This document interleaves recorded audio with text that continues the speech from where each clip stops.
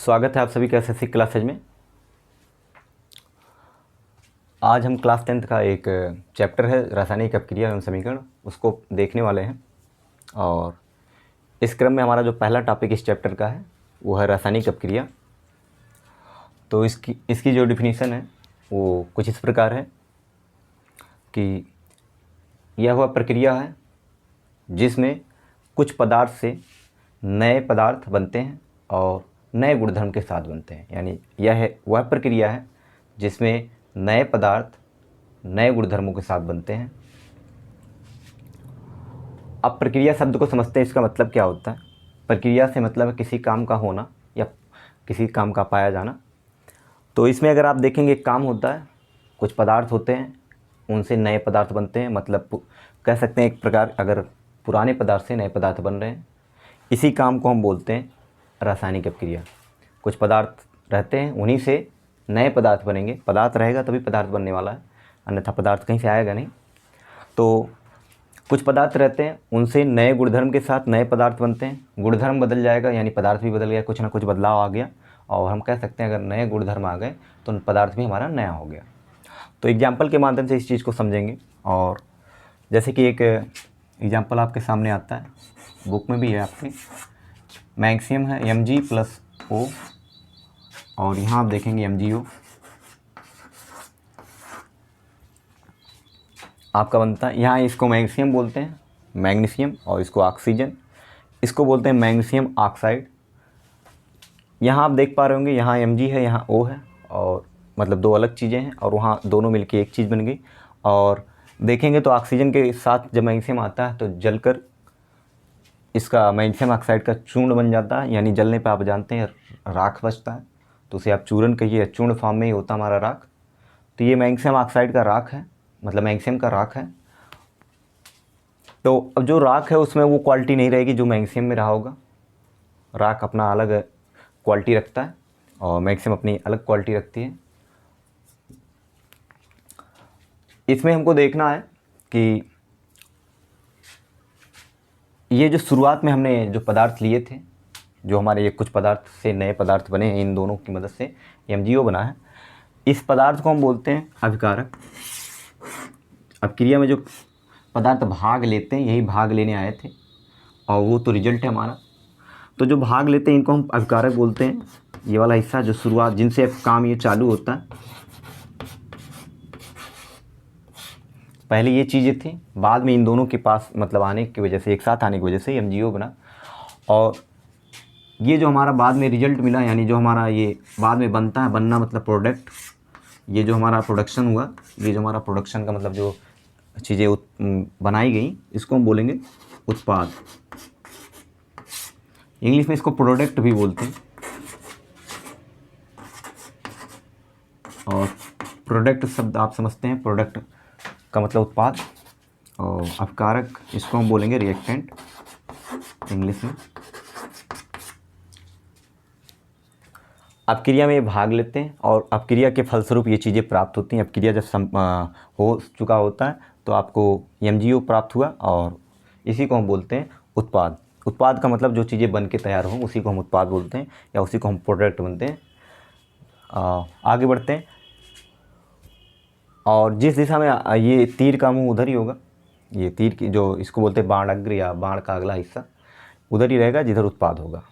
मतलब ये कहा जाएगा अपक्रिया इस दिशा से चल के उस दिशा में जा रही, मतलब इससे ये बन रहा है।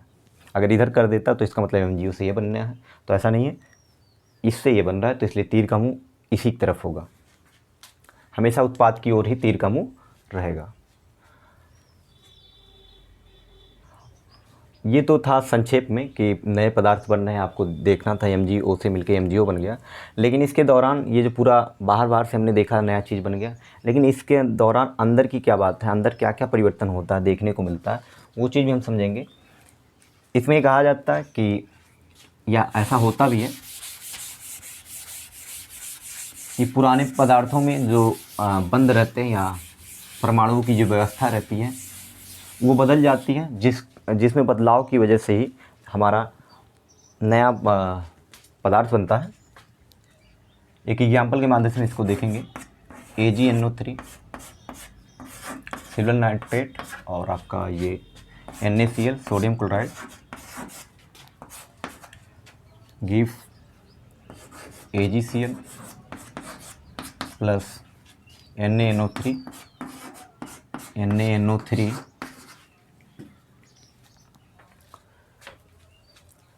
इसमें ऐसा कहा जाता है आपका कि जो हमारा सिल्वर नाइट्रेट है, सॉरी, जो हमारे पुराने पदार्थ रहते हैं इनके बीच परमाणुओं का रीअरेंजमेंट होता है, यानी पुनर्व्यवस्था या फिर से व्यवस्थित किए जाते हैं। कहने मतलब परमाणुओं को फिर से व्यवस्थित किया जाता है। यानी इनके अब होगा क्या, व्यवस्था करने के लिए क्या है, ये इनके बीच में जो परमाणु है ये पहले से बंधे बनाए हैं। इसे AgNO3 जो है यानी सिल्वर नाइट्रेट के बीच में एक बंध है, इसको इस तरह देख सकते हैं। बंध का मतलब समझिए जिसकी वजह से ये जुड़े हैं, और ये बंध इलेक्ट्रॉनों के आदान प्रदान या साझा करने से बनता है। तो जो AgNO3 बीच में एक बंध लगा है, और ये जो बंध है ये टूटता कहा जाता है जब भी रासायनिक अपक्रिया होती है। तो अपकारक पदार्थों के जो ये अपकारक पदार्थ हैं इन्हीं के बंध टूटते हैं।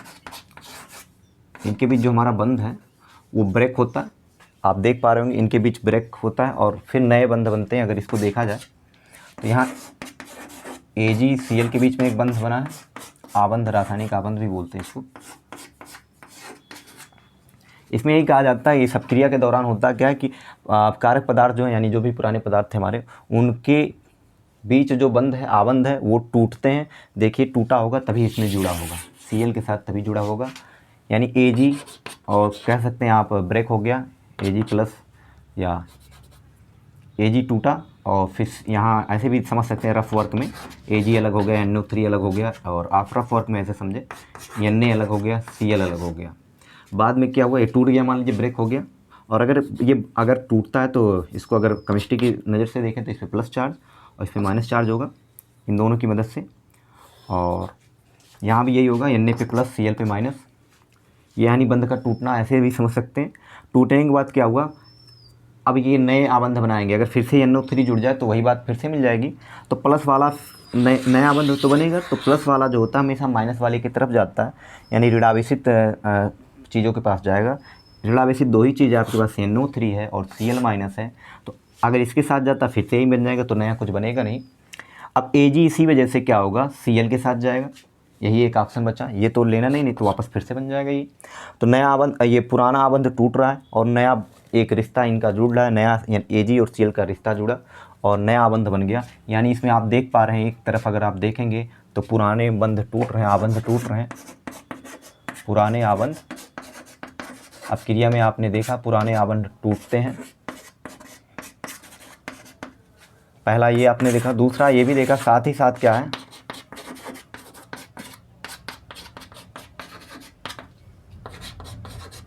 नए आबंध भी बनते हैं, आबंध भी बनते हैं। साथ ही साथ आपने देखा कि नए आबंध बनते भी हैं, और वो नया आबंध आप देख पा रहे हैं Ag और Cl के बीच में बना है। और जो टूटा है Ag और NO3 ब्रेक हुआ है, Ag प्लस और NO3 में ब्रेक हो गया है। और इस चीज़ को थोड़ा सा हम साफ कर लेते हैं।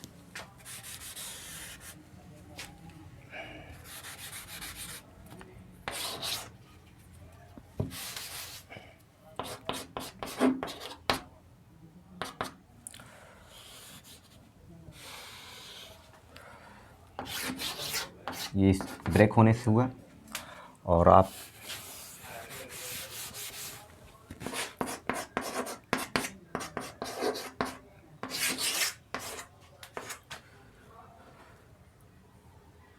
और इस तरफ आप देख पा रहे हैं नया बंध बन चुका है।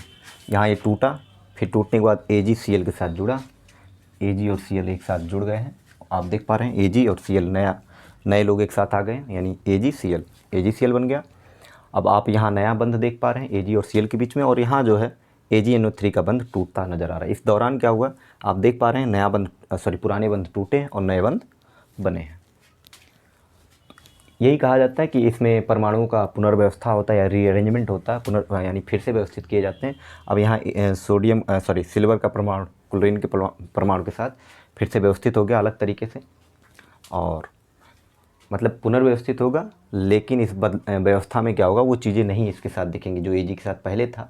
इस व्यवस्था में फिर से व्यवस्थित किया तो जाएगा, पर NO3 इसके साथ नहीं रहने वाला है, Ag के साथ AgCl आ गया। तो शायद आप समझ चुके होंगे क्या क्या होता है। पुराने आबंध टूटते हैं, साथ ही साथ नए आबंध भी बनते हैं, और नए पदार्थ तो बन ही रहे, आप समझ चुके हैं। अब आगे बढ़ते हैं अगले टॉपिक पे।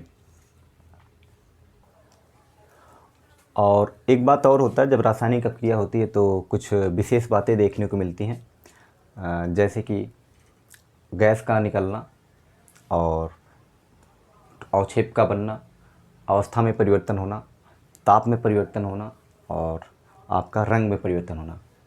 ये 5 बातें देखने को मिलती हैं अभिक्रिया के दौरान ही होता है। जब पुराने पदार्थ से नया पदार्थ बनता है तो इनके साथ ये बातें भी देखने को मिलती हैं।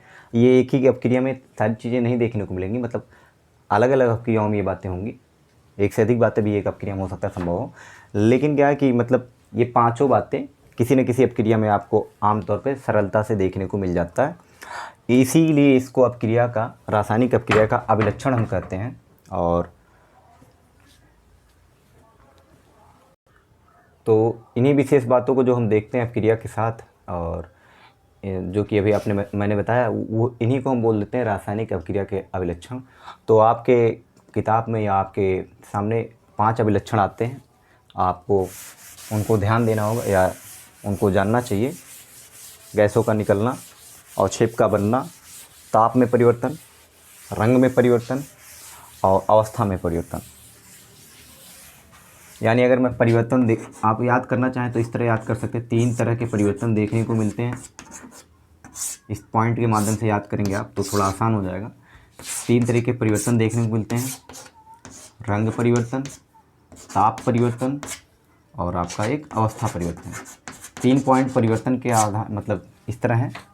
और इसके साथ साथ कुछ और चीज़ें जो बनती हैं वो हम बताते हैं। 2 निर्माण क्या होता है, गैस निकलता है यानी गैस का निकलना,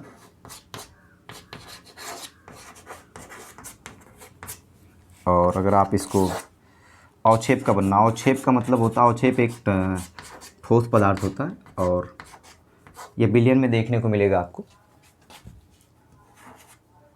विलयन में ये नीचे बैठ जाते हैं, इसीलिए अवक्षेप को कभी भी अगर दिखाना हो तो हम तीर बनाते हैं, और तीर का जो बाढ़ यानी बाढ़ का ये बाढ़ है यानी तीर है, तीर का जो अगला हिस्सा है वो नीचे की तरफ करते हैं, ताकि ये दिखाए कि अवक्षेप है, वो अवक्षेप नीचे बैठता है। ये तीर दिखाता है कि ये नीचे बैठने वाली चीज़ है। तो कभी भी हम यौगिक जब भी लिखेंगे यौगिक के नाम, तो आप देखेंगे कहीं कहीं ऐसे बना रहेगा। तो अगर किसी, मान लीजिए ऐसे कहीं कोई यौगिक था, अभी AgCl था तो एक अवक्षेप बनाता है AgCl, तो इसके बगल में अगर मैंने ये तीर लगाया तो मतलब ये समझ में जाना चाहिए कि ये ठोस अवस्था में होगा और अवक्षेप बनाएगा, यानी ये उस विलयन में कहीं इकट्ठा हुआ होगा छोटे छोटे टुकड़े के रूप में, ठोस के टुकड़े के रूप में। तो 5 बातें यही हैं, इनको हम रासायनिक अभिक्रियाओं के यानी रासायनिक अभिक्रिया के अभिलक्षण ये हैं। रंग में परिवर्तन,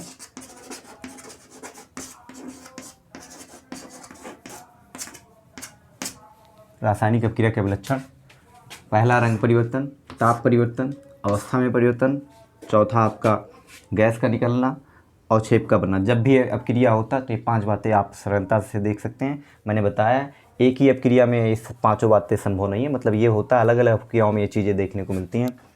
ताप का परिवर्तन आप जानते हैं कि जो आप चूने का एग्जाम्पल ले लीजिए, चूने में अगर आप पानी मिलाते हैं, बिना बुझा हुआ चूने में अगर आप मिलाते हैं तो बाद में आपको पता चलता है कि ऊष्मा उत्पन्न होती है। ऊष्मा, ताप को बदलना या कम करना या घटाना या बढ़ाना है, तो ऊष्मा का कम ज़्यादा होना ही बताता है कि ताप बढ़ रहा है कि घट रहा है।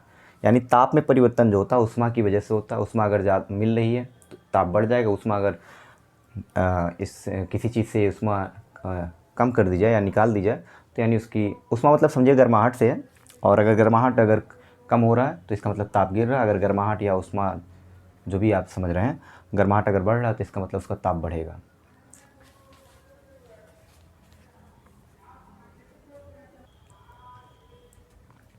और आपका अगर अवस्था परिवर्तन का मतलब आप समझते हैं, आप आमतौर पे अभी आप 3 अवस्था ही ज़्यादा चर्चा में आपके सामने है, ठोस अवस्था, द्रव अवस्था और गैस अवस्था।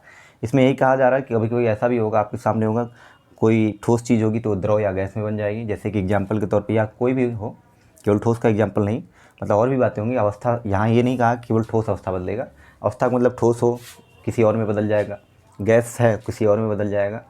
तो एक एग्जांपल है मोम का, एग्जांपल हम जानते हैं। अगर मोम को जब भी हम जलाते हैं तो होता क्या, कार्बन डाइऑक्साइड बनता है और साथ ही साथ में जल निकलता है। तो अगर मैं मोम की बात करूँ तो मोम ठोस होता है, उसके साथ रिएक्शन हुआ, कार्बन डाइऑक्साइड निकला जो कि एक गैस है, यानी ठोस से एक गैस निकल रहा है, साथ ही साथ जल भी निकलता है, बनता है। तो वो क्या है, आपका जल एक द्रव है। तो यानी ठोस से द्रव और गैस दो चीज़ें मिली।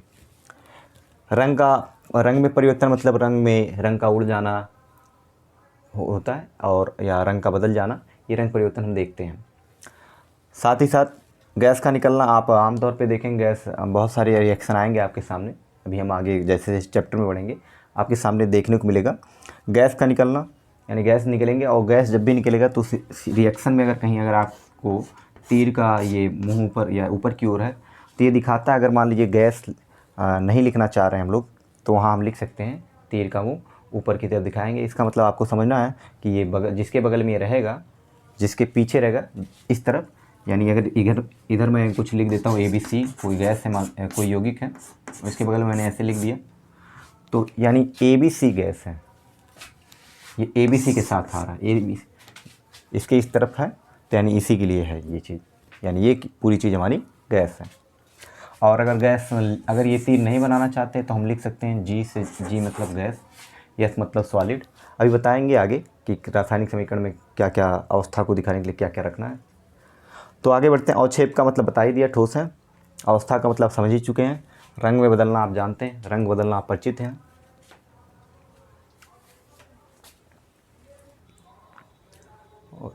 चलिए चलते अगले टॉपिक की तरफ। और अगला टॉपिक हमारा है रासायनिक समीकरण।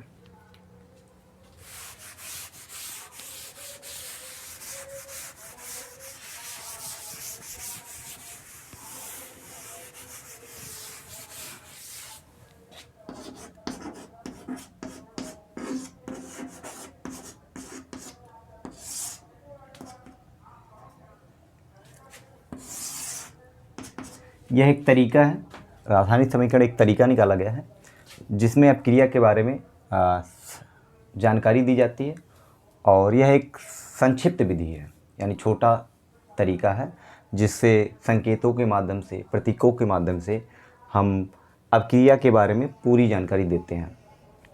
तो मतलब ये भी रासायनिक समीकरण किसके लिए आया, अब क्रिया को बताने के लिए, दर्शाने के लिए, उसमें क्या चीज़ें हैं, क्या हो रहा है, ठोस द्रव बन रहा है क्या, सारी चीज़ों को दिखाने के लिए रासायनिक समीकरण की ज़रूरत पड़ी। क्योंकि अगर मैं किसी अपक्रिया के बारे में इसके पहले अगर मैं बात करता, अगर इस रासायनिक समीकरण जब तक नहीं आया था तो हमको ये बताना पड़ता, जब मैग्नीशियम ऐसे पूरा बोलना पड़ता, अपक्रिया पूरा एक वाक्य बोलना पड़ता कि जब मैग्नीशियम को हम ऑक्सीजन के साथ गर्म करते हैं तब मैग्नीशियम ऑक्साइड बनता है, जब मैग्नीशियम को हम ऑक्सीजन के साथ गर्म करते हैं, इसके साथ गर्म करते हैं तो हमारा क्या बनता है, MgO बनता है। ये मुझे पूरा एक लंबा सा वाक्य लिखना पड़ता है और जो कि काफ़ी समय लेने वाला है। साथ ही साथ इसमें जानकारी नहीं हो पाती कितना क्या लेना है और कितनी मात्रा में Mg है। तो बाद में इस समीकरण, रासायनिक समीकरण के निर्माण के क्रम में दो चीज़ें आई। पहले आया शब्द समीकरण, बाद में प्रतीकों का इस्तेमाल किया गया, रासायनिक सूत्रों का। तो शब्द समीकरण में क्या हुआ, इसी बात को ऐसे लिखा गया, पूरा इसका नाम लिखा गया। और समीकरण है तो आपको पता है समीकरण में कुछ चीज़ें इधर होती हैं, दो हिस्से होते हैं, एक तरफ इधर एक तरफ इधर। तो मैग्नीशियम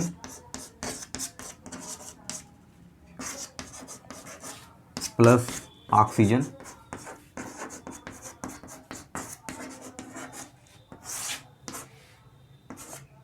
मैग्नीशियम ऑक्साइड,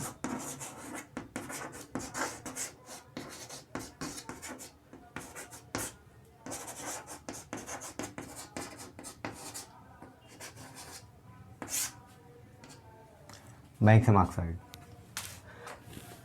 ये समीकरण का इस्तेमाल, कहने का मतलब अपक्रिया को दिखाने के लिए किया गया है।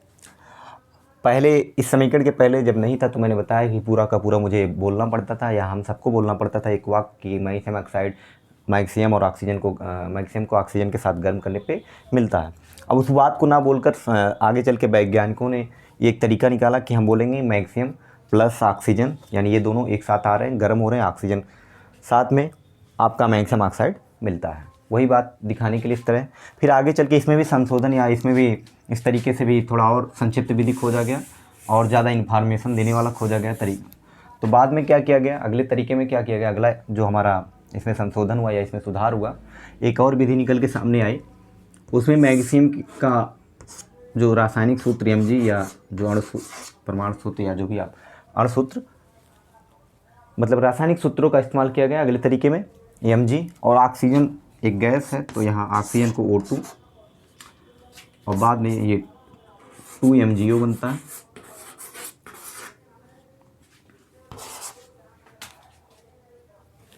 इस मैग्नीशियम और अगर इन दोनों में अंतर क्या था, ये भी जगह थोड़ा ज़्यादा लेता था। साथ ही साथ इसमें जानकारी नहीं मिल पा रही थी कितने ऑक्सीजन के परमाणु हैं या अणु हैं। यहाँ ये सारी बातें आपको देखने को मिलेंगी कि ऑक्सीजन O कितना है, यहाँ पे आपका 2 दिख रहा है, यानी यहाँ ऑक्सीजन केवल एक शब्द दिख रहा है, लेकिन इसमें दिख रहा है O2 है। और यहाँ आप देख पा रहे हैं यहाँ भी, मतलब आगे चल के कहने का मतलब ये इसकी मात्रा के बारे में कितना ऑक्सीजन लेना है ठीक जानकारी पहले नहीं मिल पा रही थी। अब हमको इसके मात्रा के बारे में कितना Mg है, Mg के कितने यानी मैग्नीशियम के कितने परमाणु हैं, ऑक्सीजन के कितने परमाणु हैं, ये सारी जानकारी आगे चल के हमको मिलने लगी। मतलब पहले से बेहतर चीज़ें अब मिलने लगी। आज के समय हमारा यही चलन में है। और इसमें होता क्या हमारा ये समीकरण ये आपका 2 तरह के होता है। एक कंकाली ढांचा समीकरण बोला जाता है या ढांचा समीकरण होता है, जिसमें क्या होगा, यहाँ आप देख रहे हैं मैग्नीशियम, यहाँ ऑक्सीजन 2 लोग हैं, इधर भी मैग्नीशियम ऑक्सीजन से मिलकर मैग्नीशियम ऑक्साइड बना है। इनकी संख्या बराबर नहीं होती, असंतुलित रासायनिक समीकरण होते हैं। यानी समीकरण 2 तरह के होते हैं। कहने का मतलब आगे चल के आप इसको अगर बात करें, रासायनिक समीकरण 2 तरह का होता है। एक होता है संतुलित, एक होता है असंतुलित। तो असंतुलित समीकरण को संतुलित करते हैं, आगे वो भी हम सीखेंगे कैसे करना है। कहने का मतलब आप कह सकते हैं रासायनिक समीकरण 2 तरह का होता है। एक असंतुलित होता है, उसी को आप ढांचा समीकरण या कंकाली समीकरण कहते हैं। और संतुलित रासायनिक समीकरण में क्या होगा, Mg की जितनी मात्रा इधर है, जितना Mg इधर है उतना Mg इधर होगा, जितना O इधर है उतना O उधर होगा। अगर इसको मैं बैलेंस करूँ तो ये एक, अगर आप देख पा रहे हैं तो संतुलित समीकरण है। Mg यहाँ 2 है और यहाँ भी आपका Mg भी 2 है, ऑक्सीजन भी 2 है। इसके बारे में बताऊँगा। ये अगर 2 आगे लगा है तो इसके लिए भी है और O के लिए भी है, मतलब 2 Mg 2 है। इधर भी आप देखेंगे 2 O है, O2 यानी 2 ऑक्सीजन है। और आप यहाँ Mg को देख पा रहे हैं तो यहाँ भी 2 Mg है। तो 2, ये अगर मैं कहूँ अगर लेफ्ट हैंड राइट साइड में अगर Mg इधर भी 2 है, ऑक्सीजन इधर भी 2 है, और उधर की बात करूँ राइट हैंड साइड में दाएं तरफ तो यहाँ भी Mg 2 है, O 2 है। तो इसलिए यहाँ संख्या समान है, बराबर है, सबकी संख्या बराबर है। तो ऐसे समीकरण को हम रासायनिक संतुलित रासायनिक समीकरण बोलते हैं। अगर ये संख्या मान लीजिए ना बराबर हो, ऐसे हो Mg + O2 और ऐसे Mg हो, ऐसे बोल दिया गया हो, तो आप इसको बोलेंगे एक असंतुलित समीकरण। साथ ही साथ इसको अगर बोलना चाहें तो ढांचा समीकरण या कंकाली समीकरण बोल सकते हैं। अब आगे बढ़ते हैं।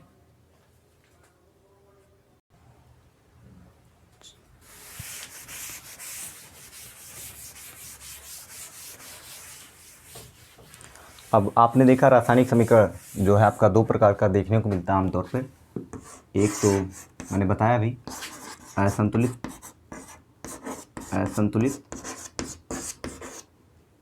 रासायनिक समीकरण, असंतुलित रासायनिक समीकरण। इसी का एक नाम और कह दिया जाता है ढांचा या कंकाली समीकरण, यानी इसका एक नाम और है ढांचा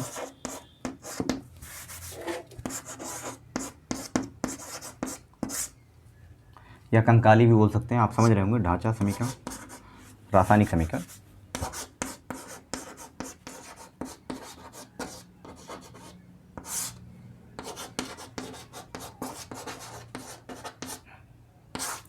चाहे ढांचा रासायनिक समीकरण कह लीजिए, चाहे कंकाली, ये इसी के लिए आता है, ये इसी का नाम है, ये पहला है। एक और पार्ट इसका मतलब आपको बताया मैंने संतुलित रासायनिक समीकरण।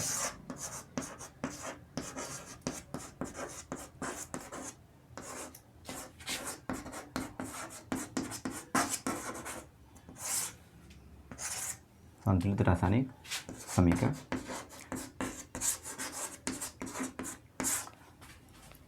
रासायनिक समीकरण का काम मैंने बताया। अब क्रिया के बारे में जानकारी देना है।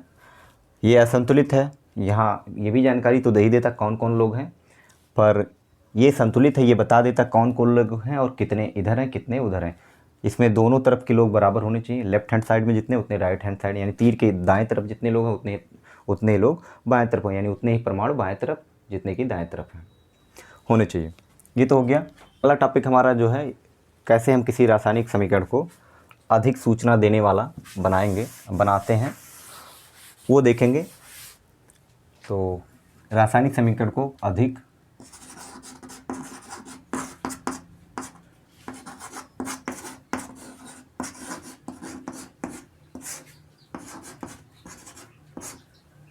बनाना,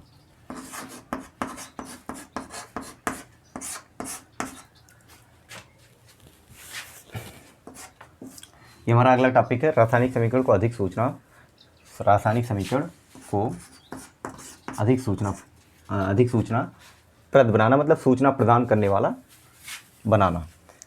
इसमें करते क्या कि जो भी अपकारक या उत्पाद हैं, जो भी हमारे अपकारक या उत्पाद होते हैं, उनकी अवस्थाओं के बारे में, मतलब वो ठोस है, द्रव है, गैस है, वो सूचना दी जाती है। और उसको क्या लिख कर पूरा ठोस लिखा जाएगा, क्या लिखा जाएगा, ये भी अभी देखेंगे कि सॉलिड लिखा जाएगा कि यस लिखा जाएगा, ये सारी बातें होती हैं। तो चलिए देखते हैं एक एग्जाम्पल के माध्यम से। Na सोडियम प्लस जल गिव्स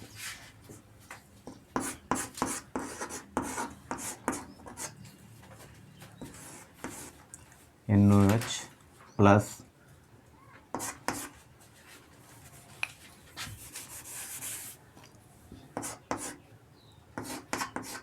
H2 हाइड्रोजन। और ये आपका अपक्रिया एक रासायनिक समीकरण है। और ये भी अगर बैलेंस नहीं है तो आप इसको असंतुलित या ढांचा समीकरण बोल सकते हैं। वो आप देख लेंगे बैलेंस है कि नहीं है, अन्य एक है, वो अभी हम बाद में बैलेंस करना सीखेंगे भी। तो फिलहाल हमको यहाँ अधिक सूचना प्रद बनाने के लिए करते क्या, मैंने कहा जो भी अपकारक हैं, यहाँ सोडियम और जल अपकारक हैं, इन दोनों की अवस्थाओं को लिख दिया जाता है। पहला काम एक ये करना, जो लोग इधर हैं या जो लोग उधर हैं उत्पाद, उनकी अवस्थाओं को लिख दिया जाता है। और उनको सोडियम इधर है तो सोडियम क्या है, इसको यहीं बगल में लिख के जानकारी देना सही है। जल क्या है, जल को भी जल के बगल में लिख के जानकारी देना सही है। तो यहाँ हम इस बगल में लिखते हैं क्या है, सोडियम यहाँ हमारा ठोस होता है। ठोस के लिए मैं हिंदी में पूरा ठोस नहीं लिखने वाला, पूरा का पूरा शब्द नहीं लिखा जाता, यहाँ भी संकेत का इस्तेमाल करेंगे ताकि जगह कम ले, सुविधा हो। तो अंग्रेजी में ठोस को सॉलिड कहा जाता है। सॉलिड का पहला लेटर एस होता है, उसको कैपिटल नहीं स्मॉल लिखेंगे क्योंकि हमारा मेन काम है समीकरण के किससे बना है। बस यहाँ हल्का इसका साइड वर्क है तो इसको छोटा ही रहने देते हैं, स्मॉल ले लेते हैं। तो जितने भी यहाँ अवस्था लिखने वाले सबके स्मॉल लेटर ही रहने वाले, मेरे कहने का मतलब ये, कभी कैपिटल नहीं लिखने वाले हम लोग। और ये हमारा जल है। जल आपको पता है द्रव है, और लिक्विड मतलब होता है द्रव, और लिक्विड का पहला स्पेलिंग पहला लेटर क्या है, एल, इसलिए यहाँ एल लिखा जाता है। NOH हमारा एक बिलियन है, और बिलियन को इंग्लिश में एक्वस बोलते हैं, सॉरी हाँ एक्वस के लिए हम बोलेंगे AQ। जब भी हमारा कोई चीज़ बिलियन होगा तो उसके लिए हम AQ लिखेंगे।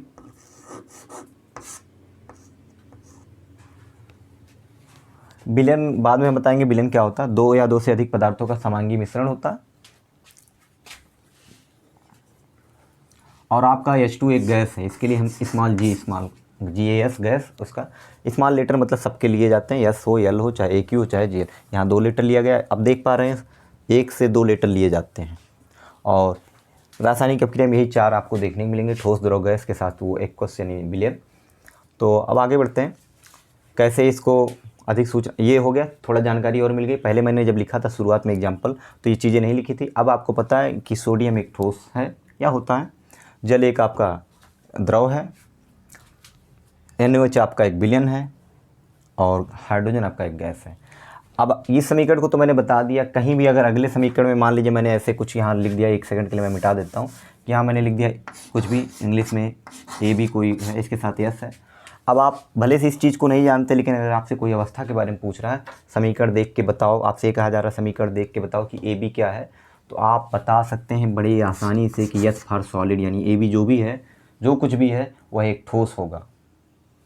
इसका समझ में आ रहा है कितना अच्छा सूचना, मतलब ये अब आप सूचना प्रद इसको बना चुके हैं, यानी ये कितना मदद आपको करने वाला है। अगर यहाँ मान लीजिए मैंने कुछ और लिखा होता सी डी और इसके बगल में यल है, और आपसे अगर कोई पूछे कि सी डी, भले आप नहीं जानते लेकिन यल सब समझ, यल से आप पहचान चुके होंगे या पहचान लेंगे कि हमारा ये द्रव होगा, जो भी सी डी जो भी चीज़ है वो आपका एक द्रव होगा, ये आप तय कर सकते हैं, ये दावे के साथ आप कह सकते हैं। इसी तरह कुछ और है उसके बगल में, अगर ये ए क्यू लिखा है तो वो भी चीज़ आप बोलेंगे एक बिलियन होगा। अगर कोई H2 के अलावा कुछ और भी आपको कहीं दिखे, उसके बगल में G दिखे, तो आप बड़े आसानी से कहेंगे कि ये चीज़ गैस है, और इसमें बिना झिझक बेझिझक आप बोलेंगे। तो चलते हैं इसको थोड़ा सा और बेहतर बनाते हैं। ये चीज़ें होगी अवस्था। पहला तो हमने देखा कि अवस्था बताते हैं, अवस्था के बारे में जानकारी दी जाती है। दूसरा एक चीज़ और है कि अवस्था तो हम बगल में लिखते हैं, इसके बाद की जो जानकारियाँ हैं, कभी कोई आपने देखा होगा कि अपक्रिया दो प्रकार का, अभी आप पढ़ेंगे भी, ऊष्माक्षेपी और ऊष्माशोषी होता है। तो यहाँ प्लस करके ऊष्मा लिखा जाएगा, अगर जिस तरह का अपक्रिया आपका आएगा, ऊष्माक्षेपी होगा तो प्लस, ऊष्माशोषी होगा तो माइनस लिखा रहेगा। ये भी उत्पाद के साथ हम लिखते हैं। अगर ऊष्माक्षेपी है तो आपका प्लस ऊष्मा, जितना ऊष्मा को जो भी मात्रा अमाउंट लिखा रहेगा, कितना किलो कैलोरी या जो भी है ऊष्मा की जो भी मात्रक होगा उसके साथ अमाउंट प्लस मात्रक एक साथ लिखा रहेगा। और ये आपका माइनस, अगर कभी ऊष्माशोषी हो गया तो माइनस ऊष्मा लिख देंगे। ऊष्मा की मात्रा वहाँ लिखी रहेगी, ऊष्मा शब्द नहीं लिखा रहेगा, वहाँ मात्रा मतलब संख्या लिखी रहेगी कोई, कितना किलो कैलोरी या ऐसे कुछ करके मान लेते हैं 24 किलो कैलोरी आपका जो भी है KCl, ऐसे कुछ लिखा रहेगा, मात्रा लिखा रहेगा प्लस माइनस में। तो आप समझ जाएंगे, बाद में हम बताएंगे कि ऊष्माक्षेपी एक बार विस्तार से भी अध्ययन करेंगे, ऊष्माक्षेपी और ऊष्माशोषी अपक्रिया क्या है, अभी सामने आएगा। तो हम आगे बढ़ते हैं। साथ ही अब मतलब हम यहाँ ये भी दिखाते हैं कि ऊष्मा अपक्रिया क्या है, ऊष्माक्षेपी है, यानी ऊष्मा के बारे में भी बात करते हैं, ऊष्माक्षेपी अपक्रिया है कि ऊष्माशोषी है या शोषी। साथ ही साथ हमें एक चीज़ और आप जानते हैं, कभी कभी चीज़ों को गर्म करना पड़ता है, यानी ताप देना पड़ता है। कुछ ऐसे ही और भी बातें होती, कुछ चीज़ें वायुमंडलीय दाब पे होती हैं, कुछ रिएक्शन यानी अपक्रियाएं ऐसी भी होती है जो वायुमंडलीय दाब की उपस्थिति, मतलब कुछ दाब उब देने पे। यानी यहाँ मैं कहना चाह रहा हूँ तीर के ऊपर अब हम कुछ चीज़ें लिखते हैं, ताप इतना ऊपर नहीं, यहाँ इसी पे अलग अलग समीकरण में सारी चीज़ें एक साथ नहीं मिलेंगी। इस तीर के ऊपर हम दाब, ताप, उत्प्रेरक और सूर्य, अगर कि सूर्य की प्रकाश की अगर ज़रूरत है, ये सारी चीज़ें हम तीर के ऊपर लिखते हैं। यानी दाब मिल गया आपको, यहाँ ताप हो गया, दाब हो गया, ये अलग है, दाब वायुमंडलीय दाब। साथ ही साथ आप अगर सूर्य की प्रकाश की भी ज़रूरत पड़ती है, तो अगर किसी अपक्रिया में, तो उसको भी यहाँ हम लिखते हैं कि सूर्य की प्रकाश में एक अपक्रिया संभव हुआ या हुआ है। और उत्प्रेरक की ज़रूरत पड़ती है कभी कभी अपक्रिया को तेज़ या धीमे गति से बढ़ाने के लिए। आगे हम क्या करते हैं, उत्प्रेरक की मदद लेते हैं। उत्प्रेरक का काम बस इतना होता है, किसी भी अपक्रिया को तेज़ या धीमा कर देना, स्पीड बढ़ा देना या कम कर देना। इन सारी चीज़ों को हम यहाँ लिख देते हैं, मतलब अपक्रिया किन कंडीशन में हुई, ये बातें यहाँ हो गई। अपक्रिया में कौन कौन से लोग आए, उनका अवस्था कहाँ है, बगल में लिख देते हैं चीज़ों के साथ में। अगर अपक्रिया किस प्रकार का, ऊष्माक्षेपी और या शोषी, इसको हम यहाँ लिख देते हैं। इतनी सारी बातें हम बताकर किसी भी समीकरण को, ये सारी बातें अगर हम बता रहे हैं मतलब किसी भी समीकरण में जो बातें हो रही हैं, जरूरी नहीं कि सारी बातें एक ही समीकरण में हो, कि ताप भी ज़रूरत पड़ा हो, दाब भी पड़ा हो, या सूर्य की प्रकाश, ये सारी चारों चीज़ और वो बातें समीकरण के हिसाब से। अगर केवल ऊष्माक्षेपी है तो प्लस ऊष्मा, ऊष्माशोषी है तो माइनस कर दिया, ताप की ज़रूरत है तो ताप लिख दिया, सूर्य के प्रकाश की ज़रूरत है तो सूर्य प्रकाश लिखा जाएगा। मतलब अलग अलग समीकरण के लिए मैंने सारी चीज़ एक ही बार बता दी कि दाब यहाँ लिखते हैं, ताप लिखते हैं, सूर्य की प्रकाश हो गया, उत्प्रेरक हो गया, सबको तीर के ऊपर, बाकी चीज़ों को ऐसे लिखते हैं। तो इस प्रकार आप देख रहे हैं हमारा जो समीकरण है काफ़ी हद तक ज़्यादा सूचना देने वाला है और अधिक से अधिक सूचना हमको प्रदान कर रहा है, इसीलिए इसको बोलते हैं रासायनिक समीकरण को अधिक सूचनाप्रद बनाना। अवस्था का जानकारी दे देना, दाब ताप इत्यादि की जानकारी भी हम दे देते हैं किसी बैक्टीरिया में, दाब ताप उत्प्रेरक, इन सब का भी हम जिक्र कर देते हैं, इन सारी चीज़ों को जिक्र करते हैं।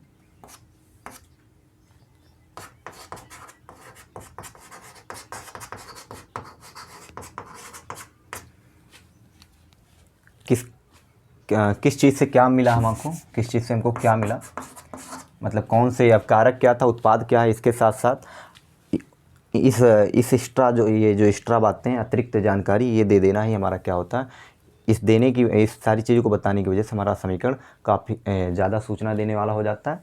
इसीलिए इसको बोलते हैं इस तरीके से, या हम कह सकते हैं हम किसी भी समीकरण को रासायनिक सूचना अधिक सूचनाप्रद बना सकते हैं या बनाते हैं।